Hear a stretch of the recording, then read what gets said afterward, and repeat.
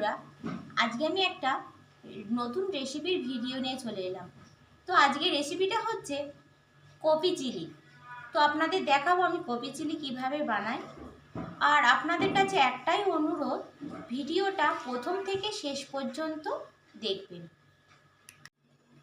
তো এখানে আপনারা দেখুন, আমি এখানে ক্যাপসিকাম কুচিয়ে নিয়েছি। ক্যাপসিকামটা আপনারা এরকমই কোচাবেন। আর এখানে পরিমাণ মতো আদা রসুন নিয়ে নিয়েছি, আর ধনে পাতা কুচিয়ে নিয়েছি, পেঁয়াজ কুচিয়ে নিয়েছি, আর কাঁচা লঙ্কা চিড়ে নিয়েছি। আপনারা যেরকম পরিমাণে ঝাল খাবেন আপনারা সেরকম পরিমাণে কাঁচা লঙ্কা দেবেন। রসুন নিয়ে নিয়েছি কুচিয়ে। আর এখানে আমার যতটা পরিমাণে ফুলকপি লাগবে আমি ততটা পরিমাণে ফুলকপি নিয়ে নিয়েছি। আর এখানে নিয়েছি টমেটো সস। তো এখানে আমি পরিমাণ মতো সোয়া সস নিয়ে নিয়েছি আমার যতটা পরিমাণে লাগবে। আর এখানে আমি পরিমাণ মতো একটু টমেটো সস নিয়ে নিয়েছি। চলুন এবার তাহলে আমি দেখাই।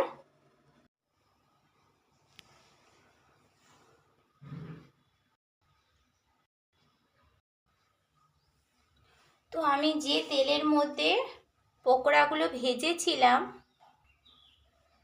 যে তেলের মধ্যে আমি ফুলকপি পকোড়াগুলো ভেজেছিলাম, সেই তেলের মধ্যে আমি প্রথমে কুচনো রসুন দিয়ে দেবো। রসুনটা আমি খুব বেশি ভাজবো না, আমি হালকা ভেজে নেবো রসুনটা। তারপর কুচনো ক্যাপসিকামগুলো দিয়ে দেবো।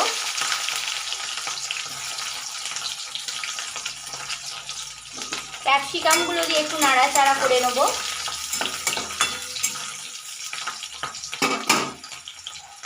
তারপর কুচিয়ে রাখা পেঁয়াজগুলো দিয়ে দেবো।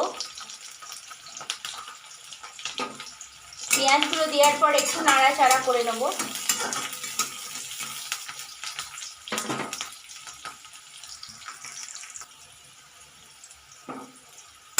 একটু নাড়াচাড়া করার পর আমি যে কাঁচা লঙ্কাগুলো চিড়ে চিড়ে রেখেছিলাম সেই কাঁচা লঙ্কাগুলো দিয়ে দেবো।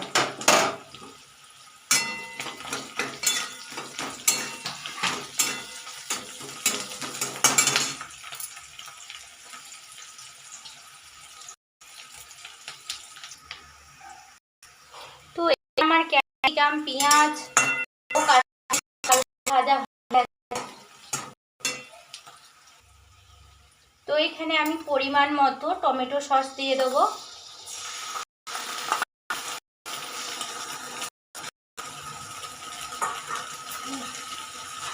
আর অল্প পরিমাণে সোয়া সস দিয়ে দেবো।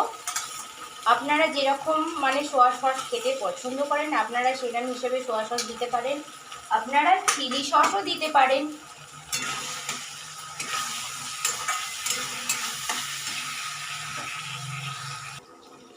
সসটা কিছু নাড়াচাড়া করে দেবো। আপনারা যারা পছন্দ করেন তারা লঙ্কা গুঁড়ো দিতে পারেন। আমি এখানে কিছুটা রসুন দিয়ে দেবো। নাড়াচাড়া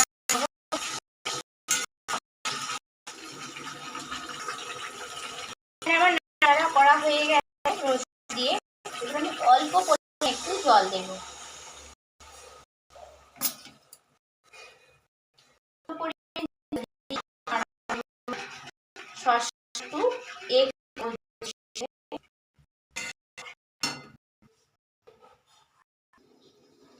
জল দিয়ে সসটা একটু নাড়াচাড়া করবো।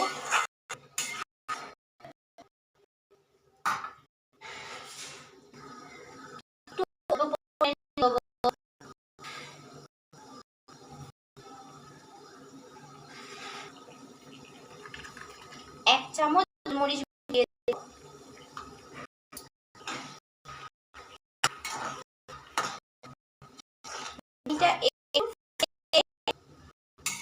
তারপর আমি দিয়ে দেব।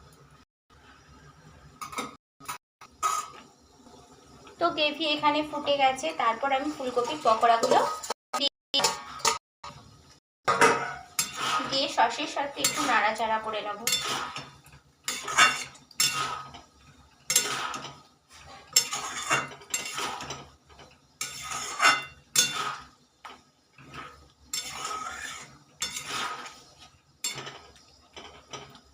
হালকা স্টিমে আমি 10 মিনিট রেখে দেব।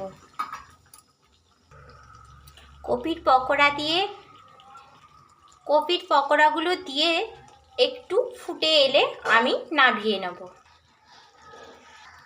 10 মিনিট হয়ে গেছে, এরপর আমি এই চিলিটা নামিয়ে নেব।